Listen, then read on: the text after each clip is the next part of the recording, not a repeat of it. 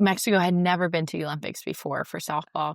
And they had Oh my never won an God. Olympic game. I think for the longest time, I really struggled with how do I answer whenever somebody says, like, how amazing was it? Because there were points where, as horrible as the coach was, I was looking at my teammates and how they responded. And knowing you're in this no-win type of situation where you can't really respond how you want to. It was the first time I had ever been exposed to a male treating a female that way. And I was like so mad to the point of tears. I think about some of those teammates and the way that they carried themselves and the way that they grew. What an amazing experience to be playing alongside them. And so our very first game we got to win, and it was incredible.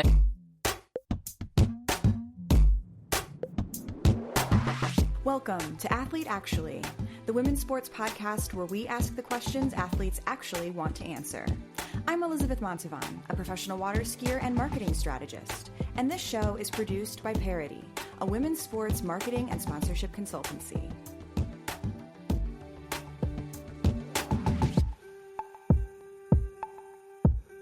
Welcome to today's episode of Athlete Actually.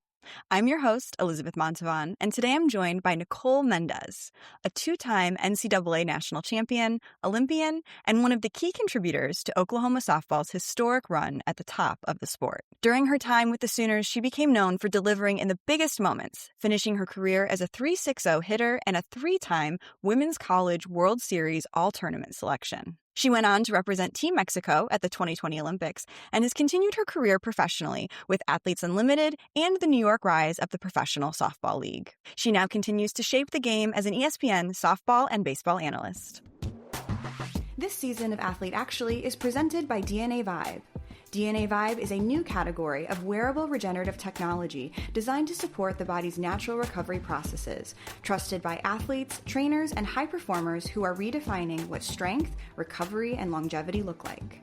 DNA Vibe's patented wearable devices combine non-thermal red and near-infrared light, micromagnetic signaling, and microvibration to work in harmony with the body's natural processes to support circulation, comfort, and overall well-being, helping you move better, recover smarter, and stay in the game. If you're training hard or simply want to feel and perform your best, you can learn more at dnavibe.com/recovery. But before we start today's conversation, it's time for a segment called On Our Radar, one thing from the world of women's sports that's caught our attention. Here's the headline. A new report from Deloitte projects that global women's sports revenue will surpass $3 billion in 2026, the first time ever hitting that mark. The context? That's up from about $2.4 billion last year and represents 340% growth since 2022. Commercial revenue continues to lead the way, but what's really driving this is expansion, new leagues, bigger media deals, and more investment, especially across North America. My takeaway? The conversation around women's sports has officially shifted. This is no longer about proving value, it's about scaling it. And the real opportunity now isn't whether to invest, it's how brands and stakeholders can show up early enough to be part of what's being built next. So that is what's on our radar, and this is Nicole Mendes. Nicole, thank you so much for joining us. Well, thanks for having me. I'm so excited to be here. As soon as you asked, I was like, yes, I'm coming. Yeah. You were such a no-brainer, perfect fit for this show. You're such a great storyteller in your own content, and so it's going to be really fun to hear more about you. I'm calling it the Nicole Mendes lore because there just has to be so much behind you because you're incredible. But first, ground us a little bit. Tell us what you've been up to lately. Oh, gosh. So it's busy season for me broadcasting. So I broadcast softball and baseball in the spring, and it is just right in the middle of it. So I've been traveling all over, doing a lot of broadcasting, and then I'm working with a few teams, some high school teams and some D1 teams on a mental training company. So whenever I'm not traveling, I'm working with them remotely. So it's been such a blast, but definitely a very busy season. Sometimes I have to look at my calendar and go, where am I? Where am I going next? What time is it? I have to say, As a avid follower of yours, you make travel look so effortless. Like you are always going somewhere and you always look so good and put together, and then you execute and do the thing and that's all like coming out fabulous. And I'm like, oh my God, how do you do it? Because I know I look like a sewer rat when I travel. Okay. That's as good as it's going to get. I honestly, this past year, I think the key has been try to be comfortable, but elevate my dressing just a little bit up. And, I give me a lip gloss, give me a good hat, and give me a comfortable pair of jeans. And like, it's a game changer for travel for sure. I think I might need you to just like do a mini content series on that. I know you have so much free time right now. So like, if you could just like, whip up a little content series on how to look good, travel for work, like I'm here for it. Of course, I got you. Easy. Okay, I know everybody wants us to get to the big important question, which is, Nicole, what's your story that no one's ever asked you about? I think it's more so everyone's assumed a certain story and they never really asked the right question. So in 2020, the Olympics got canceled and they got pushed back. And I had been playing with the Mexican national team, and it had been a really great experience leading up to that. I had played with them for 3 or 4 years at that point, and the women that I got to play with were incredible. I was one of the youngest ones on the team. So looking up to them, learning from them, growing from them, they were just still to this day, some of them are my best friends. So I really, truly do love the women and how they shaped me. But COVID in itself was its own chaotic monster. And you add that onto the Olympics and you're going and you're representing your country. I was playing for Mexico, and it was such a prideful thing because I got to represent a side of my family.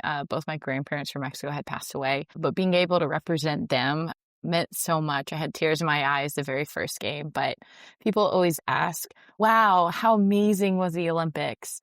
And that assumption of just because you go to the Olympics, your experience is 100% and amazing. And it definitely was. And I don't want to take away from that at all. Some of the best experiences of my life, but I do think something that was really difficult and I had to learn and grow and push through a lot was, what is it like to be playing for a country financially that you're not getting any monetary assistance or help? What does it look like to fundraise for that while you're still in college? What does it look like to, quite frankly, like have a coach that isn't the best and treats females in a way that female athletes should never be treated, or even females in general? What is it like to play in the Olympics with no one in the stands and they fill the stadium that's empty with crowd noise? And all of these things happened in the 2021 Olympics. And I think that was something that no one had ever asked. They said, wow, how amazing was it? But they didn't say, how was the Olympics, And so I always felt the pressure to go, oh, it was amazing. So grateful, so thankful, so blessed. And I was, but there is that hovering but on the other end of that sentence of, but there are some things that can definitely be improved. There are some things that were really hard to struggle with. And I think that was really, whenever you ask that question of, hey, like what is something that no one's ever asked, that was the first thing that came to mind. Wow. I mean, that's an incredible way to kind of pull back some layers on an Olympic experience. And you're right, we don't hear that side of it very often. I think as athletes, we tend to try to, determine, was this a good experience or a bad experience? Was it a good practice or a bad practice, right? And that binary thinking can be so detrimental in so many ways. But in this case, it's detrimental in how you reflect on your Olympic experience. And I would be willing to bet my net worth that you're not the first or only Olympian to feel this way and also feel the pressure to say, oh, but it was good. It was great. I loved it. But there's all these things that I want to say, but if I do, I might sound ungrateful, right? Or like I didn't appreciate this opportunity. I really want to go back to what you mentioned around the coaching component and the coach for the national team maybe not being up to par with what you were looking for at the time, but also how he treated women specifically. What stood out to you there? I do think that we had an amazing group of women who were strong and powerful and also vulnerable and soft. And so there was this fine balance that a lot of them had. Honestly, it got to the point where it's pretty manipulative of, well, like if you don't do this. If you don't pay for this, then I'll get somebody else. And I know we qualified for the Olympics, but they're going to go in your place. If you don't do this, then you're not going to Olympics. And so that causes a lot of stress. It causes a lot of tension. And these are women that you care about. These are things that are happening to them, things that are happening to you. And you're going like, this isn't right. And you're sick, but it's this Olympic dream. And for softball, last time it was in the Olympics was 2008. So it's not like I have every 4 years and I'm guaranteed that the sport is going to be in the Olympics and I'm good to go. I don't know if it's ever going to be in the Olympics again. And fortunately, it'll be in LA 2028, which is incredible. And I'm really, really excited. But I do think that there was just a lot going on. And while the coach themselves didn't necessarily have the biggest knowledge of the game, I've worked with coaches who are open to learning, open to communicating. It wasn't that way. It was very much a need for control, and I'm the one who got us to the Olympics. So that was just really hard to deal with when it's supposed to be a celebration of your athletic feats and you're supposed to be there. And I forgot to mention the first day that we got to Tokyo, we were there for a month traveling against the professional teams and the college teams in the country of Japan before we got to the Olympics village. And the very first day that we got there, we played a doubleheader and I tore a ligament in my ankle. So I actually was playing the Olympics with a torn ligament, and that just like adds a little bit more of a damper. Oh my God. So it was a crazy experience. But again, like I think for the longest time, I really struggled with how do I answer whenever somebody says like, how amazing was it? Because there were points where, as horrible as the coach was, I was looking at my teammates and how they responded, and knowing you're in this no-win type of situation where you can't really respond how you want to, but the grace and the strength and the dignity with how they handled it, I think was truly something, because I'm fresh out of college and these women are 3, 4, 5 years older than me, and I'm getting to see this and experience this. And it was the first time I had ever been exposed to a male treating a female that way. And I was like so mad to the point of tears, where I'm like, you shouldn't be treating somebody like this. And just frustrated. And instead of being frustrated to that point, I got to see, yes, you're feeling this way. What does it look like to take the next steps? What does it look like to continue on? And the burden is still there, absolutely, and all of that. But the strength that they showed was just truly incredible. And I think about some of those teammates and the way that they carried themselves and the way that they grew. It was just seriously like, what an amazing experience to be playing alongside them. And that's where I go, yeah, the Olympics was great, because that's who I got to play with. That's who I was fighting with side by side. We got to make history. We won our very first Olympic game. Mexico had never been to the Olympics before for softball. And they had never won an Olympic game. And so our very first game we got to win. And it was incredible. And we got to hear the Mexican national anthem being played. And we're just standing there in the stadium. And there's just like this moment where it's just you and your team. And it's just incredible.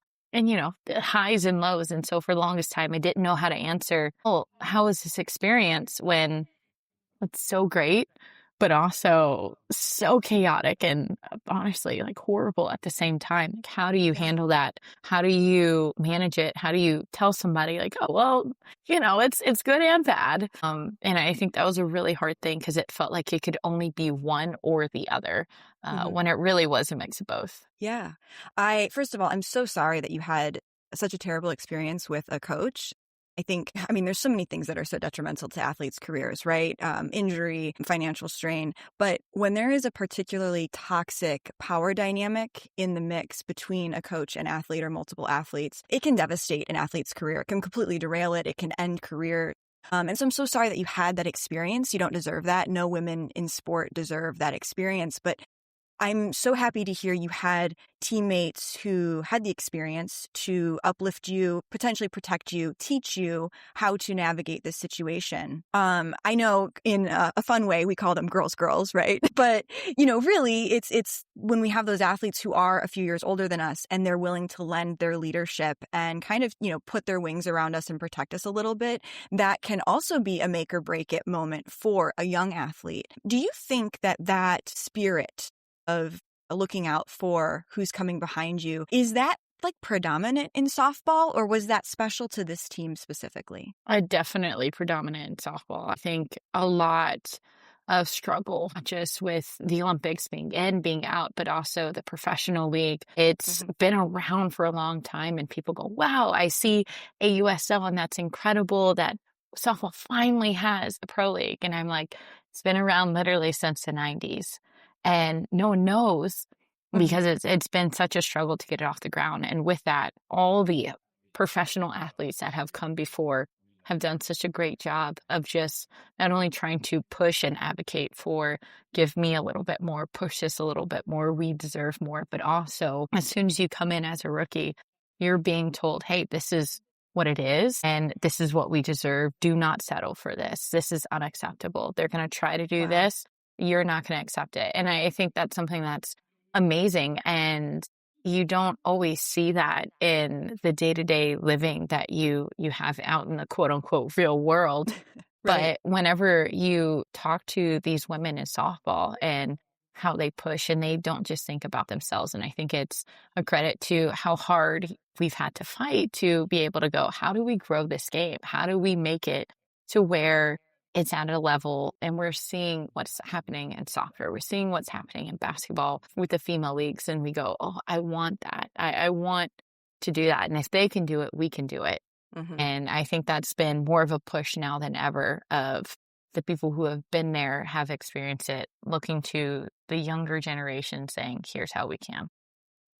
Yeah, in our Gen Z research on fans of women's sports, I feel like where my mind immediately goes is those team based sports that create such great community, especially for kids and through, their adolescence. And my mind immediately goes to softball. It goes to volleyball. It goes to lacrosse, because I see such tight knit communities that are just so insanely passionate about what they do. And when you really think about it, of course, I've never played any of those 3 team sports that I just mentioned, but, my friends that I had who did, it seemed like so much of their life was dedicated to getting to practice, getting to tournaments, all the things around it. And when you have a sport that really draws people in to spend that much time in it, there's something really special there. You know what I mean? And so I think, again, softball is really one of those properties that's just going to blow up. We just need the right few investors and players to kind of put those pieces together, but it's absolutely on that trajectory. Now, you mentioned that it was on the team, it was on the players of Team Mexico to do a lot of fundraising to pursue this Olympic dream. I guess that's not that unusual to hear about in the context of the U.S. doesn't fund any Olympians and Paralympians on their journey to the games. So I guess I can kind of see how that would be possible and would happen. But at the same time, I'm still a little bit shocked. Tell me a little bit about what your team had to do to raise those funds and what that pressure was like for you guys. Yeah. And the program has completely turned over. There's new leadership. So I no longer play with Mexico. So I don't know if this is current or up to date, but at that time it was, we're paying for our flights to go to training camp. We're paying for our flights to go to competitions, or we pay half of it and then they pay the other half for us to go to world competitions. It was very much a struggle to get a clear answer. Hey, this is when you're going to get paid. Hey, we're going to refund you. And so a lot of the women on the team, they were a couple years out of college. Some of us were still in college. And so there's that financial burden of, okay, well, how much am I going to have to shell out? How much do I need to fundraise? And so I think it was very much, all right, well, we'll do lessons to supplement our income in the meantime. Okay, well, hey, mom, hey, dad, like, this is my dream, and very, very hard conversations to have, especially for whenever you're a high performer, you're like, I want to do it. And whether that's competing for an Olympic medal or whether it's being able to provide for yourself financially. And so that was just a struggle because you didn't have an exact number. You didn't have any idea, and you had no idea if you would ever see that money again. Right. And so it came down a lot to, all right, well, we wanted to get jerseys, and there were certain jerseys that we had, but they were about 5 years old. And so we pitched together and we got some new jerseys. So it was just like, it was very much an experiencing it felt like a grassroots level. But again, the way that I think it's truly incredible, the way that the women on the team, to your point of being so tight knit, whenever you quote unquote trauma bond together, you're stuck together for life. That's Um, true. but there have been a ton of situations that we had to navigate over the years, and leading up to it, it wasn't as bad. But I would say in 2019, 2020, 2021, that's whenever it started to get the dynamic of the team, the coaching staff, the program start to feel a little different. I see. And this is a really good reminder that the way a national team can operate is not always reflective of what you expect at like a pro league level, right? And I think people assume if you're Yes. on a national team, you're getting the best of the best, just like you would get in insert pro league name here. And that is not the case always. And they can look completely different. And yeah, this is just a really great example of that because I think it just doesn't get talked about enough. Just like, to your earlier point, we don't talk about the less than wonderful side of competing at that very highest level. At the Olympic Games, at the Paralympic Games. I want to hear a little bit from you on, being so young, and had you just graduated college by this point? Yeah. Okay. And so there's this whole other side of this big lead up, right? So Yeah. I'll take you all the way back to whenever I was 9 years old and the USA softball team came to play the University of Houston. I grew up in Houston and they played at a city park, and I went with my team and we're doing cheers in the stands. We get autographs from the team members afterwards, and I'm walking back to my car with my mom afterwards, and I told my mom, like, Mom, I want to play in the Olympics one day. And it was a dream. In Yeah. 2008, it goes, right, this is the last Olympics. It's done, it's over with, and crumbled, right? Mm-hmm. And I get older and I start to have these goals of, okay, well, this is what I want to do. And I want to go play in college. I want to win a national championship. I want to win professionally. I want to play professionally. I want to do all these things. And it was announced that softball was going to be back in the Olympics in 2020 in Japan. And I immediately add that to my list. So I'm going through college and my career, and I get the invitation to play with the Mexican national team. And it is a blast. It is so much fun. Again, the people that you play with truly does make a team.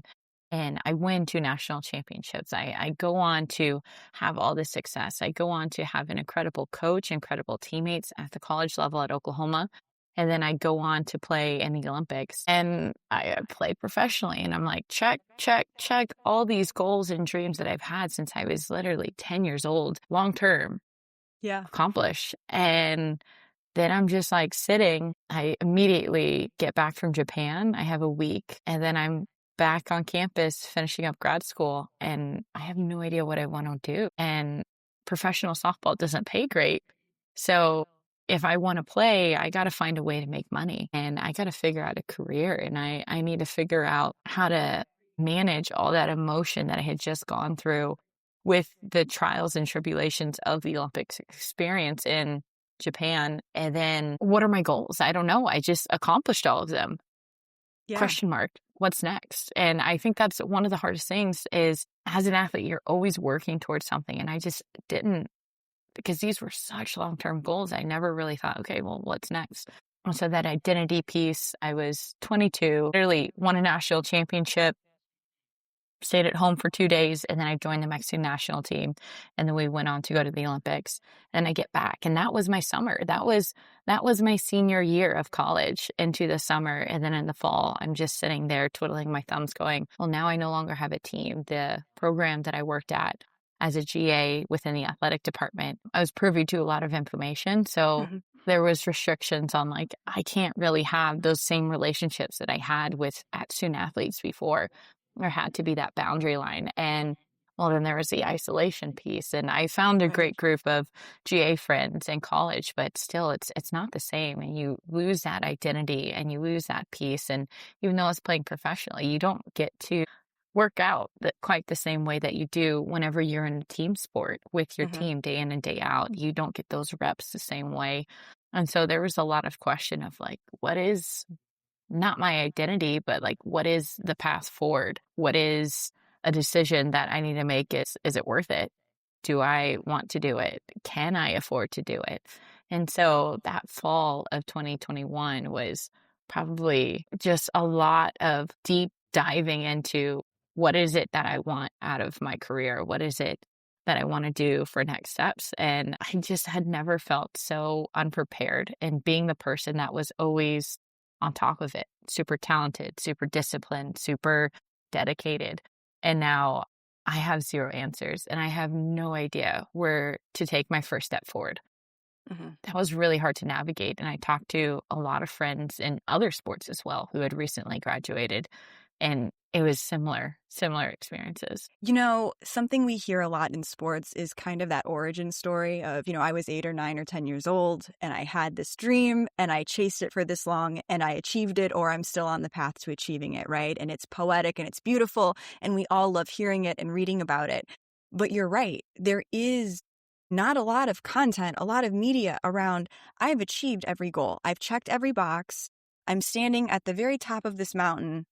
And the only way anywhere from the top of this mountain happens to be down, right? And we've read a few pieces about it. There's been some things about post-games blues, but there really just isn't enough discussion around that experience for an elite athlete, in my opinion. What comes after the pinnacle of each season, or maybe the pinnacle of your career? So for young athletes who are looking ahead at their big event, right, their big goal, and they haven't planned anything for what's on the other side of that because they're just in the hunt right now, tell us, what did you do to navigate that kind of dip in spirit, in morale, in motivation, in direction? This episode of Athlete Actually is supported by Sport Certified Powered by iHerb, a collection of supplements rigorously tested for quality, purity, and performance. For athletes, what you put in your body matters. Sport Certified Powered by iHerb products are tested to meet strict standards, giving you confidence that what's on the label is what's in the bottle. From protein and hydration to essential vitamins and recovery support, their lineup is built for active lifestyles. You can explore the full Sport Certified collection at sportcertified.com. Yeah, I think it's so funny that you say that because right now I am in Chicago and tomorrow I'm going to be speaking to a bunch of juniors and seniors in college. It's the Next Game Summit. And what they do is just help prepare them and say, hey, here's what's coming. Like, here's what's next. If you want to pursue professional, great. Here's some resources. Here's some avenues. Here's what it really looks like. If you want to go into the professional world, great. Here's some contacts. Here's some ways to get connected. Here's how you create a resume, right? And these things that seem so simple on the other side, whenever you're in college, your whole world is eat, wake up, work out, go to school, train, practice, homework, sleep, do it again, compete. And beyond that, there is not too much looking except for, I know summer's coming and I get to take a break from my sport, right? Or whatever it may be. And that's something that's truly not talked about enough. But I think something that I'm going to speak about tomorrow is the importance of looking outside of your sport while you're still in college. And what I mean by that is finding friends who are outside of your sport. And it's so easy, and outside of athletics, truly, because it's so easy to stay in that athletic world, which I think is fantastic. And there's so much support there. But there is a little bit of grounding that happens whenever you have a friend that's outside of it. And if you look at me and say, well, they just don't get it. I know they don't get it because they're not doing it. But what they're doing, you don't get either. And that doesn't mean that you can't connect and you can't relate to one another and you can't have those solid friendships and foundations. And it really helps stabilize you whenever you move on from the next phase. Because whether you play professionally or go on to a job, it's going to be different. It will not be like college. And I would say first thing is find connections outside of sports. And that helps with grounding you a little bit. The second thing that I would say is find out what are the things that you enjoy outside of your sport. The year prior to me graduating, I tore my ACL. So I had a little bit, and then COVID happened. So I had a little bit of check-in of like, hey, what is your identity? Who are you outside of your sport? So whenever I finished, there was a question of what do I do? But I didn't have the question of who am I? But I do hear that a lot of like, who am I? What is my identity outside of this is my job? This is my entire life and it's absorbed by this. And so finding things that you enjoy outside of your sport, finding out who you are, finding out what your identity is, and take the time. And it feels like, oh gosh, I don't even have 5 minutes. I just want to take a nap. I get it. I get it. But if you do that now, it's very much like whenever you're going into college, everyone talks about time management.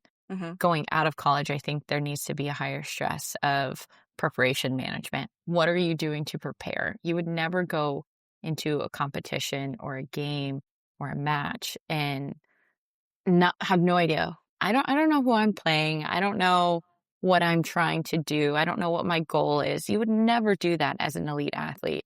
So Right. why in the world would you set that off for that next phase of your life that's inevitably coming? Would you go, oh yeah, like we'll just wing it? You would Mm-hmm. never do that in elite competition because that's who you are. That is who you're trying to be. You're still that same person. The context is just a little different. I love that mindset. It reminds me of one of your taglines, which is you are the utility player in life. I think that's brilliant. And I would never, ever, say that you are someone who is like one dimensional. Your world seems so big. You are so multifaceted. And so all of that completely aligns. Did you come up with that kind of line about yourself? When did you come up with that? And what would you say is like the origin of it? Because I feel like this whole story so far is kind of like led us to that point, and it just makes it that much cooler. But I want to hear it from you. Yeah. So I was a utility player in college already. I pitched, I played outfield, I played first base. So I was used to, and I hit. I was used to running into a lot of different directions, being pulled in a lot of different directions. And I'd always communicated that, but there was this fine line of, well, that's sports, that's athletics. And it was probably about 2 years ago, I was at a marketing conference and Morgan Stewart, she's defensive specialist for softball and baseball, and really just an incredible person. I always enjoy talks with her.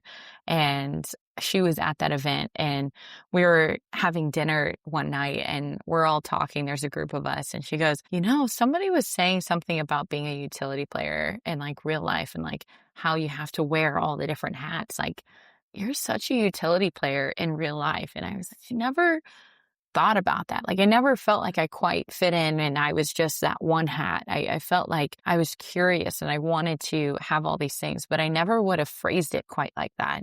And so as soon as she said it, I was like, you're right. am. I am. And I'm so used to that. And I love it. And that is where I want to be. And I don't know why.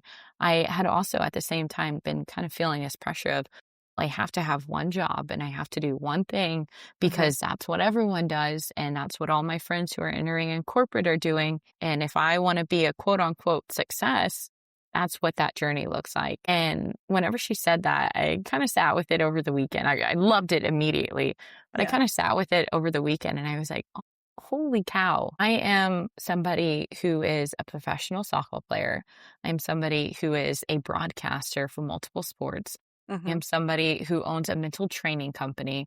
And I'm going through this list. I'm somebody who loves traveling, who is a foodie through and through, somebody that loves to give talks and does public speaking. Like, I do all these things and I do all these things really well. Why in the world do I feel like I need to stifle myself into one profession? And if you want to, that is great. That is just not me. And I need to hang on to that. And I need to remember that because the struggle of the comparison really hit home. And so I was like, you know what? I'm going to say that as a reminder. And I'm going to go anytime I feel that tug of, well, that's not what they're doing. Well, they're getting paid this much. Well, they're getting these opportunities. Well, maybe I should just focus on one thing. Remind myself, like, you are a utility player in real life. It's not limited to just the softball field. It is what you do. It is who you are through and through. And you enjoy life because you experience life in multiple different areas. And there's no restriction and there's no rule that says you can only do one thing.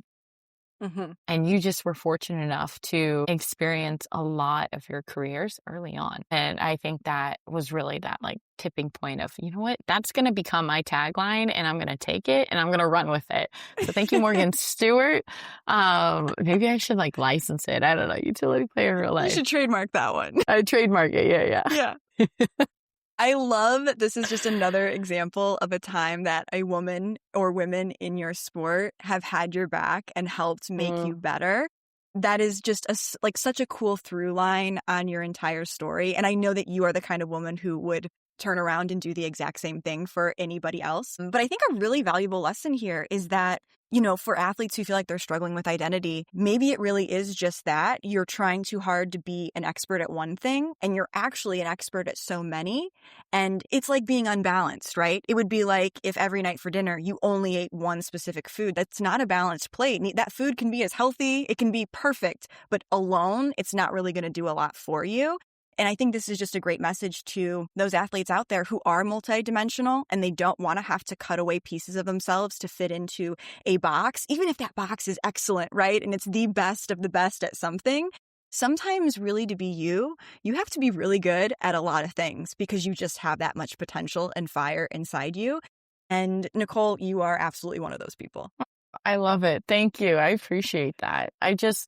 I truly do think it's so important that even if you are a specialist, quote unquote, on one thing, like your metaphor of eating a meal, you're not just that one thing. You're a friend, you're a sister, a mother, a husband, whatever you are. And whatever that one specialist, that may be the main portion, but there has to be other things involved. And so I think there is a relief in knowing and being okay with going, okay, like, it may be smaller, but I'm not just one dimensional and I don't have to have it all figured out and be an expert immediately right away in this one thing. There's things that I can experience. That's so cool. Tell me a little bit about what you've got coming on the horizon. I mean, I think we all know that it just means Nicole's going to learn more things and become really good at new things. That's what's on the horizon. But if you would be so kind, what's on your calendar? Yeah.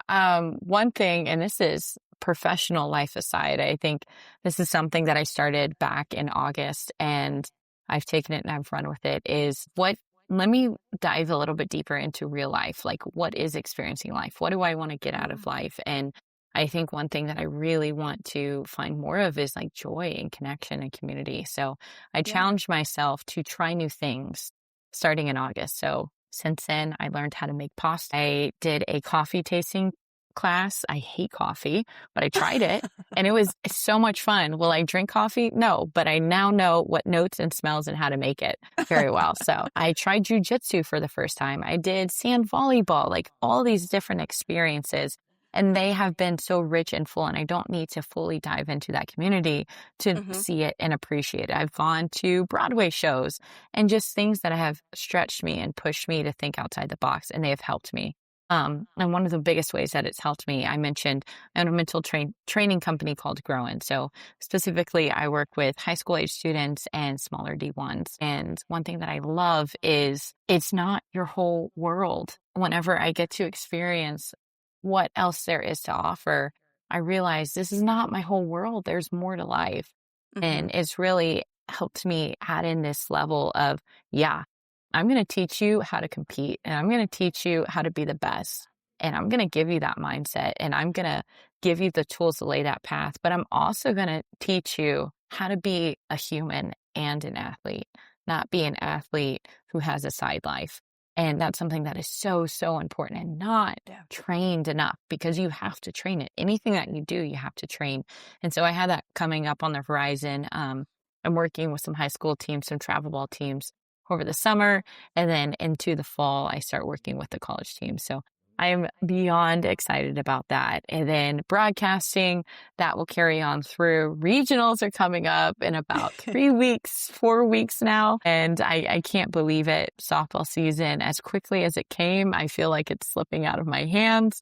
But professional league, AUSL is here in the summer. So gonna get to do some things with them. And then going into the fall, a couple of volleyball games on the broadcasting end. So yeah, I'm so excited. Yeah. So happy for you. This is all wonderful. You deserve it and more. Before we wrap, I want to move to our segment called The Last Lap. So, Nicole, if you, Nicole Mendes, were the answer to a sports trivia question, what would you like that trivia question to be? Okay, this is one because I went to school at the University of Oklahoma. Now, some backstory. Lauren Chamberlain, she broke the home run record for most home runs in ever. Not single season ever. She also had single season at our program. Jocelyn Allo broke her record for most home runs ever. There's currently a freshman who broke the single season freshman record. She hit 32 home runs. The season still has about like 6 weeks left. It took Jocelyn Allo literally an entire year to do that. She broke it at the Women's College World Series. Now, with single season all time, freshman or anybody is 37. So safe to say she's going to be on pace to break that record as well. There's a lot of hitters. And beyond that list, there's about 5 other Sooners that are in that top 10 home run all time list. Wow. And so there's a lot of power. So my claim to fame is that I own the highest RBIs, and it came from 3 home runs in a single game in postseason. And I hold that record at Oklahoma. And so I may not have hit the most, but in that game I did. So that would be my trivia question. Who holds the highest single game RBI home run record? So, yeah. Hell yeah. You know what? We love consistency, but we also love somebody who can really shine under pressure in the moment. Like, hey, we need those athletes too. I'm one of those, so I'm with you. Yeah. Oh my God. Yeah. Nicole, thank you so much for being vulnerable and opening up about the good and bad of the Olympic experience and how it's shaped your career. This has been such a special episode to me, and I think it's going to matter to a lot of athletes out there. So thank you for joining us. Thanks for having me. This was great. It needs to be talked about, and I think I really do think that what you're doing is so special. And so I can't wait to hear all the stories that are going to come out. Oh my gosh. Thank you so much. Oh, and what's your Instagram handle? I should have done this earlier. For people who want to follow along with you and your amazing life, what's the handle? Instagram handle is at Nicole, Nicole _MENDES_. And you'll find some variation of Nicole _Mendes_ on Instagram, on TikTok, on X, on Pinterest. I don't know. Go wherever. But those are my socials. All the places. Yeah. Go find our girl, Nicole. You're going to want to follow her. Like she said, it's going to be a great year and beyond. Thanks for listening to Athlete Actually. If you enjoyed this episode, be sure to follow, rate, and share with someone who should be part of the conversation. To learn more about how brands are partnering with pro women athletes, visit ParityNow.com.